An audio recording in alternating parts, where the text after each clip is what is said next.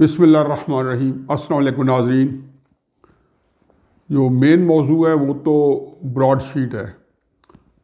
Broad sheet یہ ایک ایسا عفریت ہے، ایک ایسا جن ہے جو بوتل سے نکل چکا ہے، اور کوشش کی جا رہی ہے کہ کسی طریقے سے اس کو دوبارہ بوتل میں ڈالا جا سکے، یا کہیں وہ کہتے ہیں نا کہ قالین کے نیچے گند کو چھپایا جا سکے۔ کیونکہ پہلے مدعا تو صرف یہ تھا کہ اس کے ذریعے کس طرح نواز شریف کو اور باقی اگر اپوزیشن کے کوئی رہنما ان کو کس طریقے سے زیر عتاب لایا جا سکے، اور جو ایک 4-5-6 سالوں سے، اور بلکہ اب تو ایک لمبا ہی عرصہ ہے، ایک میڈیا کیمپین ان کے خلاف چلی ہوئی ہے، اور جو پروپیگنڈا ہے اس میں شاید یہ جلتی میں تیل کا کام دے۔ یہ جو انگارے کئی دفعہ بن جاتے ہیں تو خیال تھا کہ اس کو الو بنایا جائے، الٹی ہو گئی سب تدبیریں، اب یہ گلے پڑتا جا رہا ہے۔ ساتھ ہی ایک درمیان میں کیونکہ ایک بڑی اچھی دلچسپ خبر ہے، اسپین کے اندر بروز ہفتہ وہاں کے آرمی چیف نے استعفیٰ دے دیا ہے۔ استعفیٰ کیوں دیا ہے؟ بڑی دلچسپ صورتحال ہے۔ آج سے کوئی 3-4 دن پہلے انہوں نے کووڈ-19 کی ویکسین جو ہے وہ ترجیح بنیادوں پہ لگوا لی۔ چنانچہ وہاں میڈیا کو پتہ چل گیا، میڈیا نے شور مچا دیا کہ کوئی کرائٹیریا ایسا ہے نہیں کہ جس میں یہ کہا جائے کہ جی جنرلز کو پہلے لگے گی، اور جو کرائٹیریا بنا ہے اس میں جنرل صاحب نے کیوں توڑی ہے؟ تو یہ ان کا چیف آف آرمی سٹاف تھے، تو اتنے مجبور ہے وہاں کے وزیر دفاع کہ انہوں نے جنرل میگل اینجل ویلوریا سے استعفیٰ طلب کر لیا۔ ہی از نو مور آرمی چیف۔ ہمارے ویسے جو مزاحیہ وزیر اعظم صاحب ہیں وہ بھی ایک دفعہ کہہ رہے تھے کہ خالد بن ولید رضی اللہ عنہ جب فتح حاصل کر رہے تھے تو حضرت عمر فاروق رضی اللہ عنہ نے ان کو محاذ جنگ سے واپس بلا لیا اور ان کو ڈسمس کر دیا۔ تو ان کا خیال ہے کہ یہ شاید چیزیں جو ہیں یہ روٹین ہے، تو کاش ہمارے ملک میں بھی اس طرح کی صورتحال ہو کہ جہاں پہ ہم ہر بندہ جو ہے قانون کی گرفت میں آ سکے۔ خیر، یہ تو برسبیل تذکرہ تھا، کیونکہ بڑی ایک دلچسپ خبر تھی اسپین کے بارے میں، اور ہم مثالیں دیتے ہیں جی کہ ہالینڈ کا وزیر اعظم سائیکل پہ جا رہا ہے، فلاں وزیر اعظم یہ کر رہا ہے، لیکن یہ اس وقت تھی جب اقتدار کی سہولت میسر نہیں تھی عمران خان صاحب کو، تو یہ بڑے فراخ دلی سے روانی سے ادھر سے مثال اٹھائی ادھر سے اٹھائی اور جوڑ کے ہمارے گلے وہ ڈالتا رہا تاکہ کسی طریقے سے اقتدار تک پہنچا جائے یا حکمرانوں کو وہاں پہ نیچے دکھایا جا سکے۔ اب سر جوڑ کے وہ بیٹھے ہیں جی، کل کابینہ کا اجلاس ہے، اور کابینہ کے اجلاس میں طے یہ ہونا ہے کہ اسلام آباد I-9 پارک جو ہے اس کو گروی رکھ کے اس کے سکو بانڈس بنا کے کس طریقے سے قرضہ لیا جا سکے۔ اب یہ وہ قرضہ تھا نا جس کے لیے نواز شریف کا انہوں نے جینا حرام کیا ہوا تھا۔ اب جتنا قرضہ نون لیگ نے 5 سال میں لیا، یہ تو آپ کو پتہ چل گیا ہوگا کہ عمران خان صاحب کی حکومت جو ہے وہ 2 سال میں سارا پورا کر چکی ہے۔ یہی حال گردشی قرضوں کا ہے، یہی حال باقی چیزوں کا ہے کہ وہ کئی گنا بڑھ چکے ہیں۔ جتنے تھے 5 سالوں میں 2 سالوں میں ہر چیز ڈبل ہے، اور نہیں چیز بڑھی تو ٹیکس کلیکشن ہی بنی۔ جو کہتا تھا میں 8,000 بلین روپے ٹیکس اکٹھا کروں گا، وہ شاید 4-4.5 ہزار جو نون لیگ آج سے 3 سال پہلے اکٹھی کرتی رہی وہ بھی اکٹھا کر لے تو میرا خیال ہے کہ بہت بڑی توپ چلائے گا۔ اور کہاں ہمارے خراجات جو ہیں وہ 6-7 ہزار بلین میں پہنچ چکے ہیں، اور فرما رہے تھے ہم نے خراجات کم کر دیے ہیں اور ہماری آمدنی ہم بڑھا رہے ہیں۔ آمدنی کا یہ حال ہے کہ 4,000 سے 4.5 بلین روپے جو ہے وہ شاید ہماری آمدنی ہو، اور خرچے ہمارے جو ہے وہ 6,000 بلین کو کراس کر جائیں گے، اور اس میں بھی ہمارا گھر پورا نہیں ہوگا کہ جو مہنگائی اور جو چیزیں اخراجات جس طریقے سے بڑھے ہوئے ہیں۔ تو چنانچہ کابینہ نے I-9 پارک، باقی پارک چونکہ جس طریقے سے ہم تباہ کیے ہیں، چاہے لاہور کے ہیں چاہے کراچی کے ہیں، تو I-9 پارک میں سمجھتا ہوں پاکستان میں شاید سب سے بڑا پارک ہے، اس کو ہم جو ہے گروی رکھ رہے ہیں۔ چلو ابھی تو خیر اپنے براڈ شیٹ کے ٹاپک کی طرف آتے ہیں، پھر جاتے جاتے PDM جن کے بارے میں ان کو بڑی فکر ہے، اور آج عمران خان صاحب پھر اپنے تہاجوں کے ساتھ سر جوڑ کے بیٹھے ہیں، اور جو بریگیڈ ہے وہ فراڈیوں کی، جھوٹوں کی، ٹھگوں کی جو نکل آتی ہے، ان کو بیچاروں کو چونکہ تھپکی سی بات نہیں ملتی ہے کہ آج کتنے جھوٹ بول کے آئے ہو اور کس چیز کو آپ نے پھیلانا ہے۔ براڈ شیٹ پہ بھی انہوں نے اس طرح شروع کیا تھا 2-3 دن، وہ جب سامنے چیز آئی تو براڈ شیٹ کا نام نہیں لیں گے، بلکہ اس کا نام کرنے ہی نہیں دیتے۔ اس کے اوپر جب جاوید لطیف صاحب نے قومی اسمبلی کی قائمہ کمیٹی کے سربراہ نے نیب کے چیئرمین کو بلایا تو یہ چیخ اٹھے کہ نہیں چیئرمین کو نہیں بلانا، یعنی کہ جو مجرم ہے اس سے نہیں پوچھنا، اب بھی آئیں بائیں شائیں۔ خیر اب دیکھتے ہیں کہ براڈ شیٹ پہ جب میں بات کروں گا یہ کہاں کہاں پھنستے جائیں گے اور پھنس رہے ہیں۔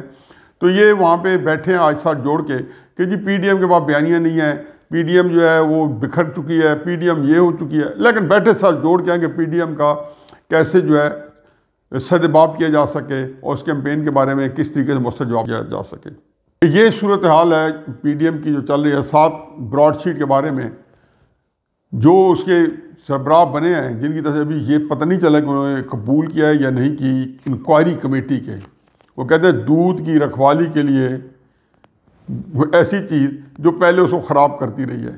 تو اب جناب عزت مآب جسٹس ریٹائرڈ عظمت سعید صاحب کی عظمتوں کو سلام کہ وہ اس کے لیے منتخب کا ہیں۔ اب میں پھر دہراتا جاؤں کہ عظمت سعید صاحب ڈپٹی پروسیکیوٹر جنرل تھے جب یہ معاہدہ ہو رہا تھا، اور وہ مشرف صاحب کی نوکری کر رہے تھے، یہیں سے ان کو پذیرائی ملی، رفت ملی اور یہ ججی بنے۔ یہیں پہ شریف فیملی کے خلاف بہیمانہ جب کیس چلائے جا رہے تھے تو انہوں نے اس میں بڑی شدت کے ساتھ ان کے خلاف دلائل کے بار لگا دیا۔ یہ تو ان کی تھی کارکردگی اس وقت۔ پھر جوں ادھر سے پانامہ شروع ہوا تو اس پینل پہ تھے۔ میں نے پہلے بتایا کہ جی بلیک لا ڈکشنری کی جو کوڑی ہے جو وہاں سے لے کے آئے تھے کہ جو اقامہ کے اوپر جو ریسیویبل ہے اس میں نواز شریف صاحب کو 3 دفعہ کے وزیر اعظم جو پاکستان کے الیکٹڈ وزیر اعظم ہیں ان کو 4-5 آدمیوں نے وہ یک جنبش قلم ڈسمس کر دیا کہ یہ پاکستان کا وزیر اعظم نہیں ہے۔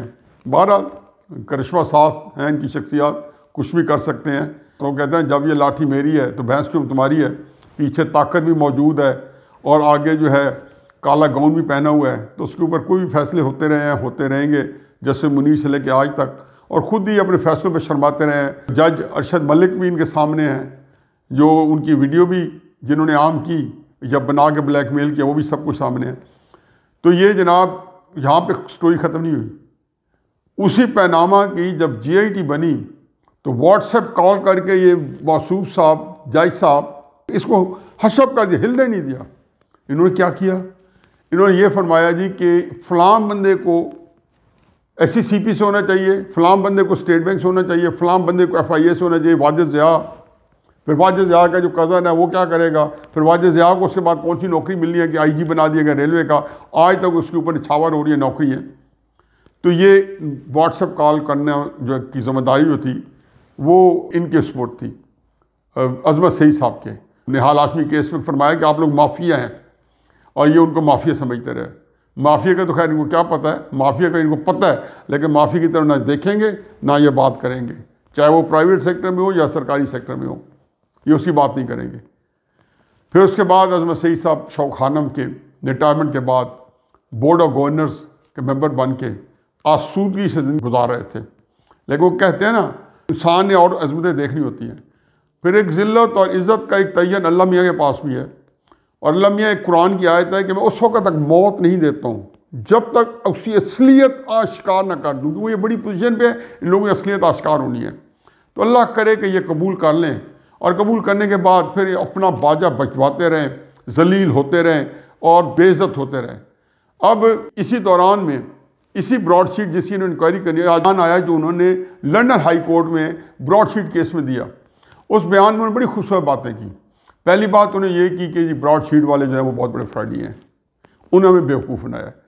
میں باقاعدہ ان کی تحقیق کے لیے امریکہ گیا، امریکہ جا کے کولوراڈو اسٹیٹ کے اندر جا کے میں نے ان کا دفتر دیکھا۔ انہوں نے پریزنٹیشن دی، اور پریزنٹیشن دے میں جنرل صاحب بیان دے رہے ہیں کہ ہمیں انہوں نے غلط پریزنٹیشن دی، فراڈ پریزنٹیشن دی، یعنی کہ جو ہمیں دکھایا گیا، جنرل صاحب فرما رہے ہیں مجھے بیوقوف بنایا گیا۔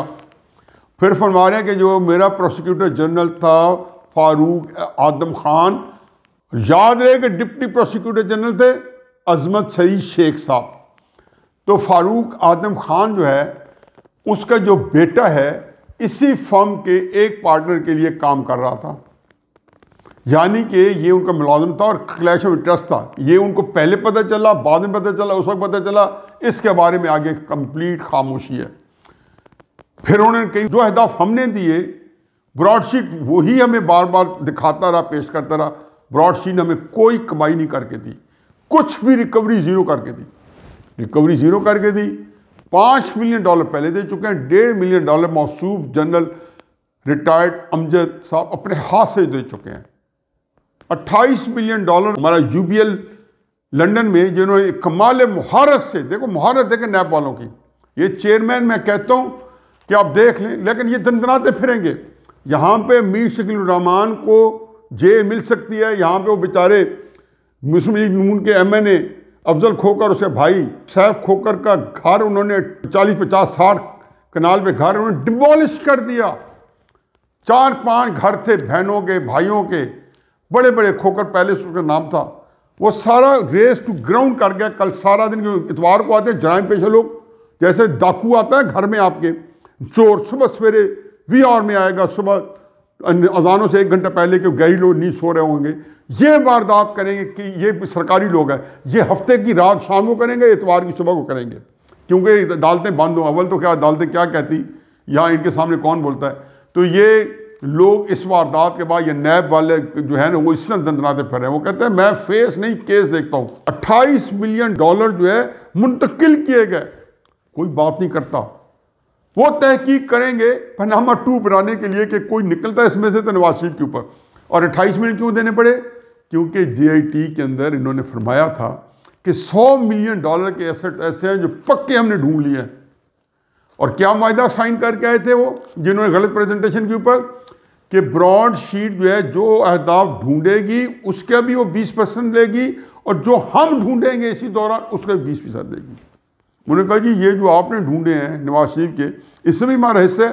چنانچہ لندن کی عدالت نے جو انہوں نے اہداف ڈھونڈے ہیں JIT کے اندر، جو کہ انہوں نے نواز شریف کو سزا دینے کے لیے اس کی خانہ پوری کی، اور جو کسی قانون کی عدالت میں 2 ٹانگوں کے بغیر کھڑے تھے، اس لیے وہاں پہ اقامہ کے اوپر سزا دینی پڑی، اور JIT کی عدالتوں نے لیونگ بیونڈ مین پہ سزا دی، احساسوں پہ نہیں دی، اور نہ کوئی احساسہ پاکستان کے اندر، 0 ریکوری رہی ہے۔